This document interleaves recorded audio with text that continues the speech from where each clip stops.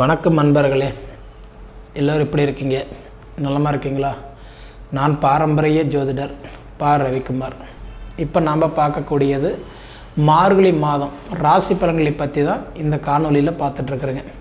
நிகழும் மங்களகரமான சோபகிருத வருடம் மார்கழி மாதம் 1ஆம் தேதி ஞாயிற்றுக்கிழமை அன்னைக்கு அதிகாலையில் அவிட்ட நட்சத்திரம் 1ஆம் பாதம் மகர ராசியில் விருச்சக லக்னத்தில் தாங்க இந்த மாதம் பிறக்கப்படுது. அதுவும் பார்த்திங்கன்னா 294 டிகிரியில் தான் இந்த மாதம் பிறக்கப்படுதுங்க. அப்படி பிறக்கக்கூடிய நேரத்தில் பார்த்திங்கன்னா காலப்புருஷ தத்துவத்துப்படி 4வது ராசி கடகராசியுடைய வாழ்க்கையில் என்னென்ன மாற்றங்களை கொடுக்க போகிறாரு அதை பற்றி தான் இந்த காணொலியில் இப்போ நம்ம பார்க்க போகிறோங்க. முதலாவதாக வரக்கூடிய நட்சத்திரம் பார்த்திங்கன்னா குரு பகவானுடைய நட்சத்திரமான புனர்பூச நட்சத்திரம் 4ஆம் பாதம். அதன் பிறகு வரக்கூடிய சனி பகவானுடைய நட்சத்திரமான பூச நட்சத்திரம் 4 பாதங்கள். அதன் பிறகு வரக்கூடிய புதன் பகவானுடைய நட்சத்திரமான ஆயிலி நட்சத்திரம் இன்றைக்கி 4 பாதங்கள். அப்போ 3 நட்சத்திரங்கள் 9 பாதங்கள் அடங்கிய மிக ஒரு அருமையான ஒரு ராசி இந்த கடகராசி.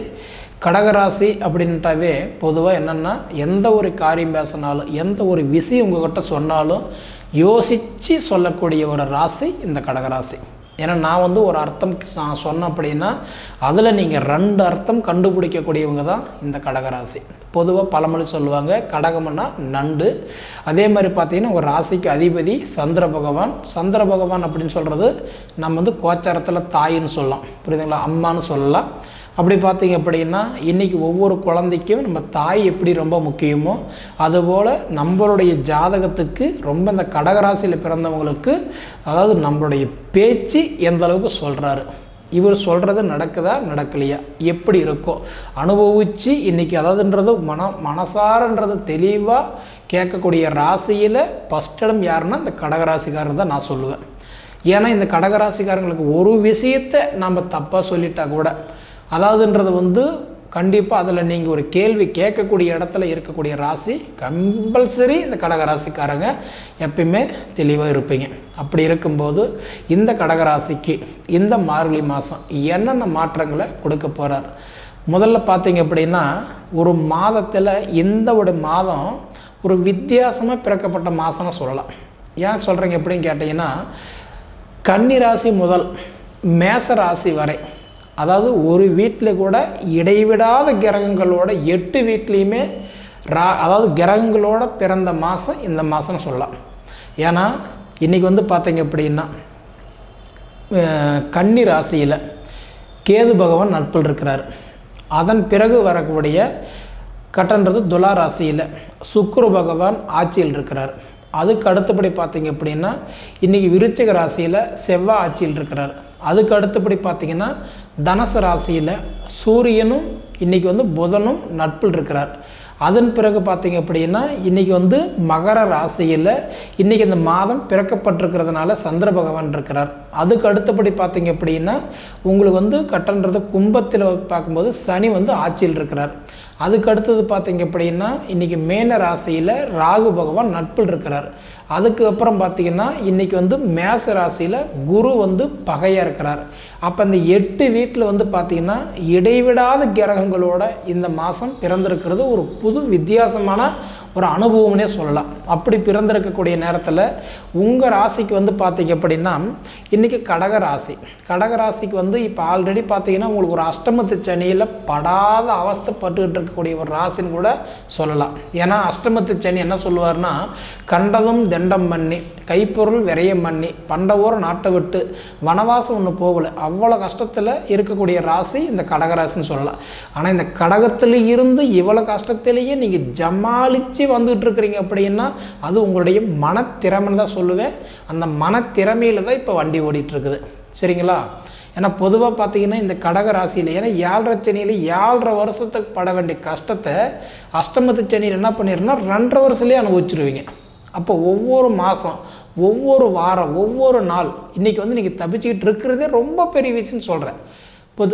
ஒரு புதிய மாதிரி சொல்லணும் அப்படின்னா இப்போ ஒரு ஆலமரம் இருக்குது அப்படின்னா அந்த ஆலமரம் என்ன சொல்கிறோம் மற்றவங்களுக்கு நம்ம அதை நிழல் கொடுத்துக்கிட்டு இருக்கு அப்படின்னு நம்ம சொல்கிறோம். ஆனால் அந்த ஆலமரம் எத்தசோடு இருக்குது அப்படின்றது பெருசு இல்லைங்க. அதில் அந்த இலைகளை தான் அடுத்தவங்களுக்கு நிழல் கொடுக்கும் இல்லைங்களா? அப்போ நிழல் இல்லாத வெறும் மரம் மட்டும் இருந்தால் யாருக்கு நிழல் கொடுக்காது.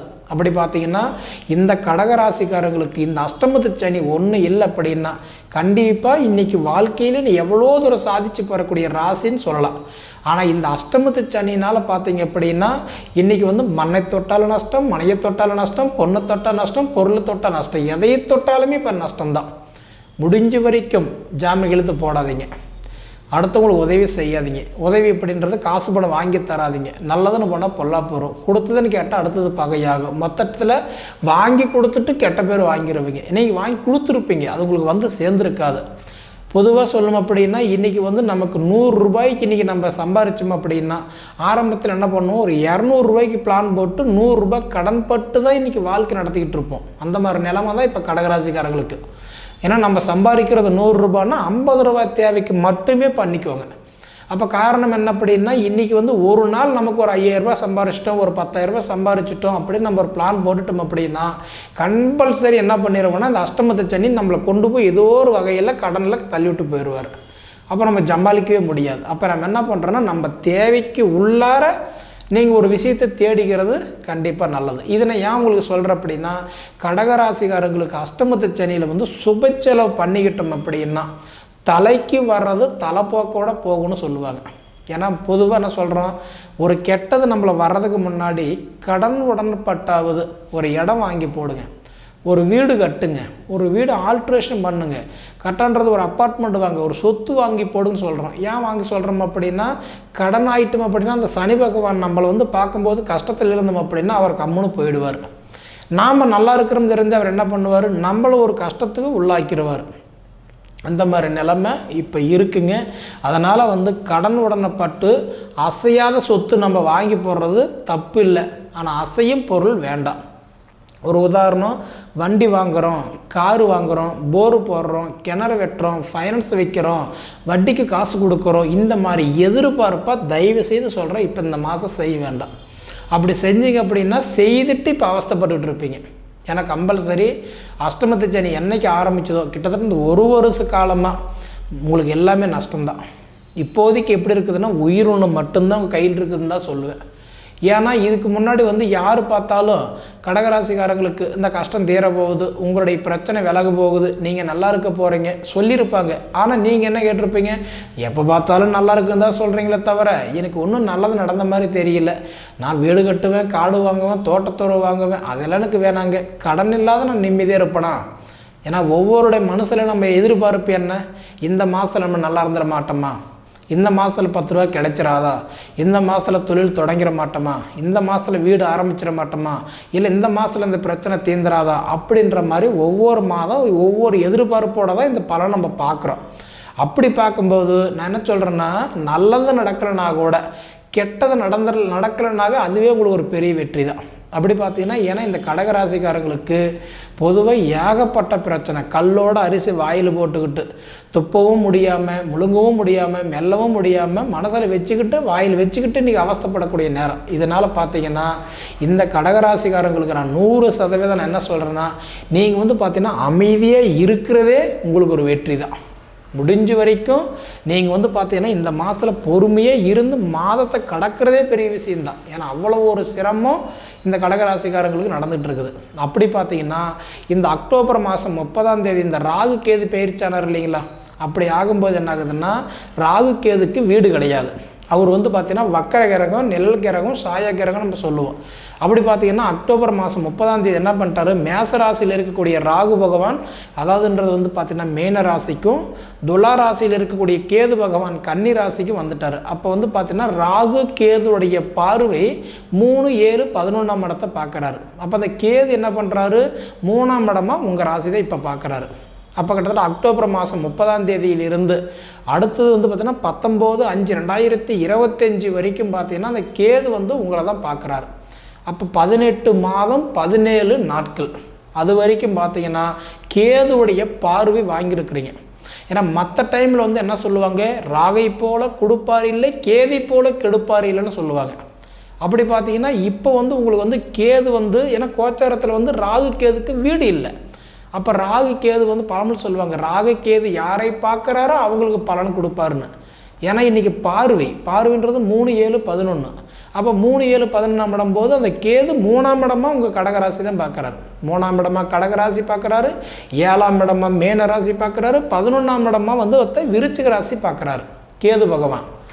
அப்படி பார்க்கும்போது என்ன ஆகுதுன்னா, ராகு பகவான் 3ஆம் இடமாக மகர ராசி, 7ஆம் இடமாக கன்னி ராசி, 11ஆம் இடமாக பார்த்தீங்கன்னா ரிஷப ராசி பார்க்குறாரு. அப்போ அந்த கேது பகவான் உங்கள் ராசி பார்க்குறதுனால ஆல்ரெடி உங்களுக்கு அந்த அஷ்டமத்து சனி இருக்கிறதுனால தான் எந்தபடிய நல்லதும் நடக்கலை. வீதி வரைக்கும் வரக்கூடிய அதிர்ஷ்டம் வீட்டுக்கு வரல. அந்த மாதிரி நிலைமையில் இருக்கும்போது என்ன ஆகுதுன்னா, இப்போ உங்களுக்கு தொழில் நல்லா இருக்குமா அப்படின்றத பார்த்துட்டீங்க அப்படின்னா, ஓரளவுக்கு இந்த மார்கழி மாதத்தில் வந்து பார்க்கும்போது உங்களுக்கு தொழில் கொஞ்சம் முன்னப்பண்ண இருந்தாலும், அதாவதுன்றது வந்து இந்த மார்கழி மாதம் 11க்கு மேலே ஓரளவுக்கு உங்களுக்கு நல்லாயிருக்கும். இதை விட பார்க்கும்போது அப்படின்னா தொழில் வகையில் சின்ன சின்ன தடைகள் கொடுத்துட்டு இருந்தாலும், ஆனால் முன்னையே நான் சொன்ன மாதிரி இந்த உடைய நேரத்துக்கு திருநள்ளாறு போயிட்டு வர்றது கண்டிப்பாக உங்களுக்கு நல்லது. திருநள்ளாறு போயிட்டு வந்தால் திருப்பம் நடக்குன்னு சொல்லுவாங்க, சரிங்களா?